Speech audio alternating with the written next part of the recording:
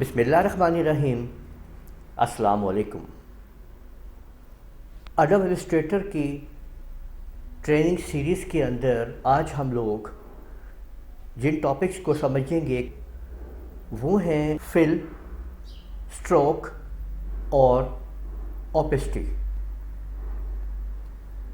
अगर हम लोग इन बातों को समझें कि हमने किसी भी ऑब्जेक्ट को फिल कैसे करना है, उसके स्ट्रोक को कैसे इसमें तब्दील करना है और ये ओपेसिटी क्या चीज़ होती है, तो इन चीज़ों को आज हम तफसील से समझेंगे एडोब इलस्ट्रेटर के इस लेक्चर के अंदर। तो देखिए, सबसे पहले आप लोग कोई भी एक ऑब्जेक्ट आप ड्रा कर लेते हैं। जैसे ये मैंने एक ऑब्जेक्ट आपके सामने ड्रा कर लिया है। जूम कर लेते हैं थोड़ा, ठीक है। जूम करने के लिए मैंने आल्ट के बटन को प्रेस किया और माउस का व्हील जो है वो मैंने अप किया, तो इससे ये जूम हो जाता है, ठीक है। इसके बाद अब हम देखते हैं कि फिल कमांड क्या करती है। फिल कमांड के ऊपर आपने जैसे ही आप इसको सेलेक्ट कर लेते हैं ऑब्जेक्ट को, ये देखें मैं जैसे ही इसके ऊपर इसको क्लिक करता हूँ, इसके ऊपर आता हूँ, तो आप ये देख सकते हैं कि यहाँ पे ये फिल ऑब्जेक्ट आपके सामने आ रहा है। फिल ऑब्जेक्ट का मतलब क्या है कि ये फिल जो है ये इसके अंदर इस वक्त वाइट फिलिंग हुई हुई है, ये वाइट हमें बता रहा है। आपको लग रहा है कि इसमें कुछ फिल नहीं है, लेकिन असल में इसके अंदर एक वाइट फिलिंग मौजूद है, यानी वाइट फिल हुआ है इसके अंदर, ठीक है।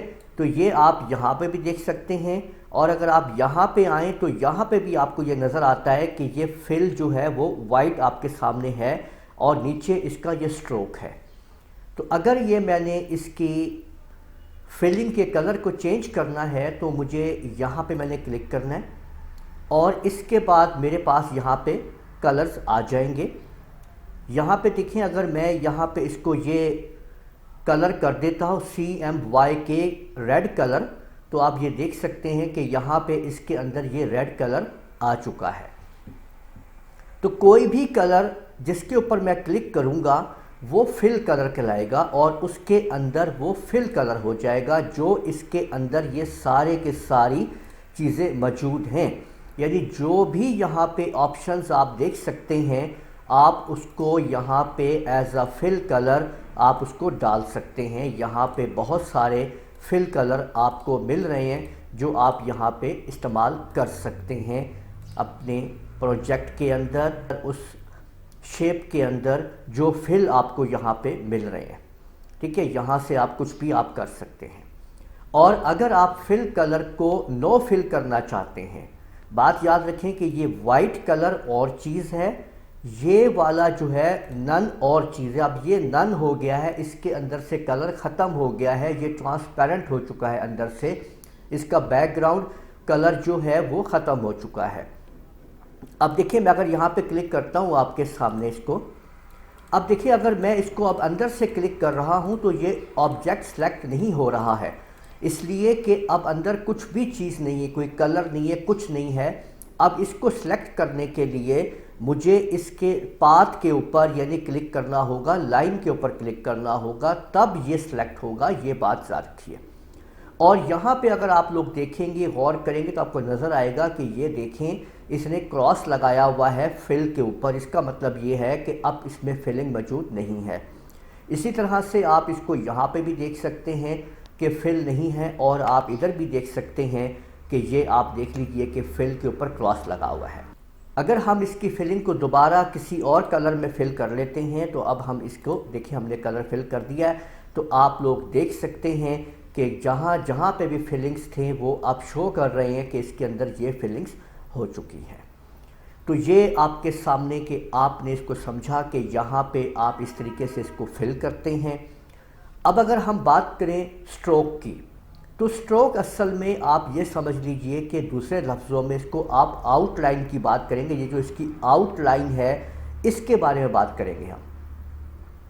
तो हम स्ट्रोक के ऊपर क्लिक करते हैं, तो स्ट्रोक जो आपके सामने आ रहा है ये और स्ट्रोक का कलर, यानी ये दो चीज़ें अलग अलग हैं। अगर हम बात करें स्ट्रोक के कलर के ऊपर, तो यहाँ पे हम क्लिक करेंगे तो ये देखें कि ये स्ट्रोक का कलर आ चुका है, कि कि हमने इसको कौन सा कलर देना है। अगर मैं इसके ऊपर ये वाला ब्लू जो है CMYK ब्लू कलर दे देता हूँ तो आप देख सकते हैं कि इसका स्ट्रोक कलर जो है वो ब्लू हो चुका है। और अगर मैं इसके स्ट्रोक की जो आपके सामने इसकी वेट है और बाकी चीज़ें समझाता हूँ कि इसमें और क्या क्या ऑप्शंस हैं और उनसे हम क्या फ़ायदा ले सकते हैं। तो यहाँ पे आप देख सकते हैं इसके पॉइंट्स हैं स्ट्रोक के। मैं जैसे जैसे इसके स्ट्रोक के पॉइंट्स को यहाँ से बढ़ाता हूँ आप देख सकते हैं कि स्ट्रोक उसी अंदाज से इसके अंदर तब्दीली आती है। और इसके अंदर ये जो आप देख रहे हैं कि ये स्ट्रोक के अंदर सेंटर में स्ट्रोक इसका एक्टिवेट हुआ है। तो स्ट्रोक के ऊपर आते हैं और ये हमने इसको 5 पॉइंट का स्ट्रोक लगा दिया है। इसी तरह से अगर हम बात करें इस स्ट्रोक के अलाइन स्ट्रोक की तो यहाँ पे आप देख सकते हैं अलाइन स्ट्रोक सेंटर इस वक्त एक्टिव है। और आप देख सकते हैं कि इस आउटलाइन के स्ट्रोक के अंदर आप देख सकते हैं कि ये सेंटर में आपको ये इसकी सिलेक्शन नज़र आ रही है।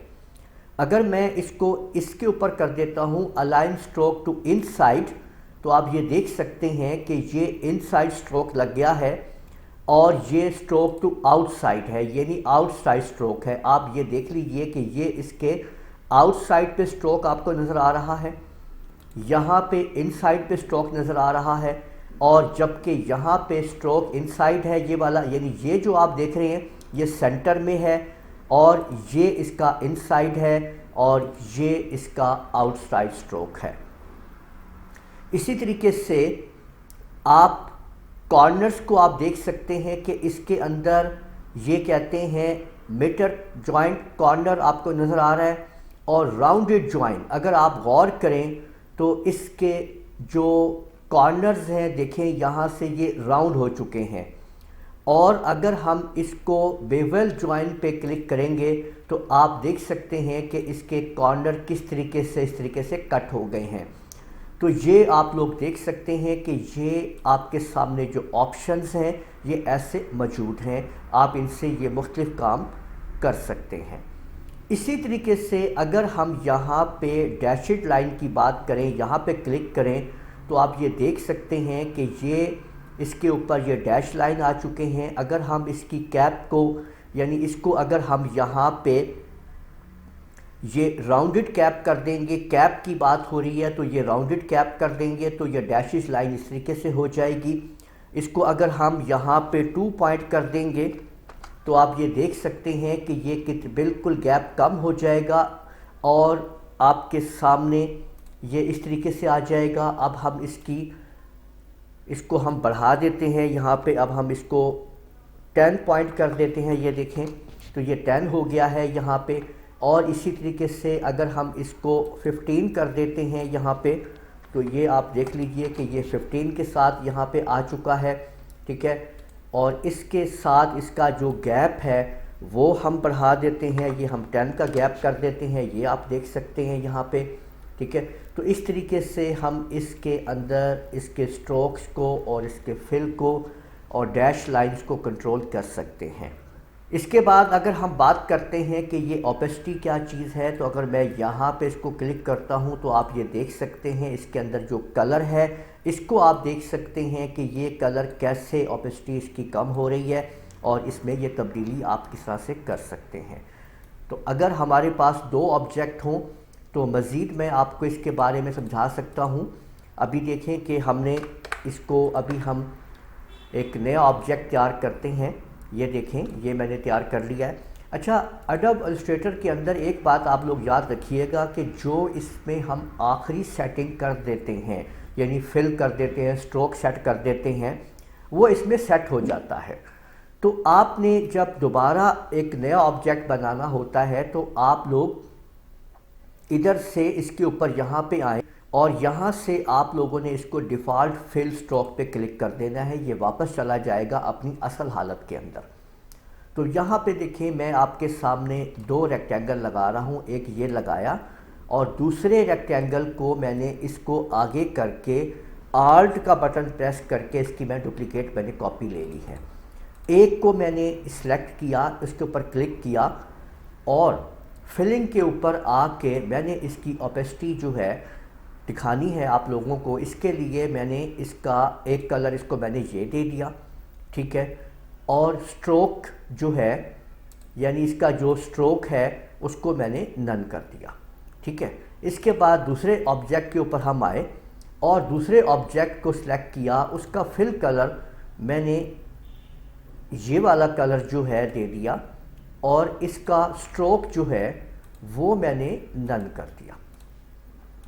अब आप ये देखें कि मैंने इसके ऊपर इस ऑब्जेक्ट को इस तरह से रख दिया है, आप ये देख सकते हैं। लेकिन अगर आप गौर कीजिए कि ये ऑब्जेक्ट इस ऑब्जेक्ट के ऊपर आ गया है लेकिन निचला कलर जो है वो गायब हो गया है।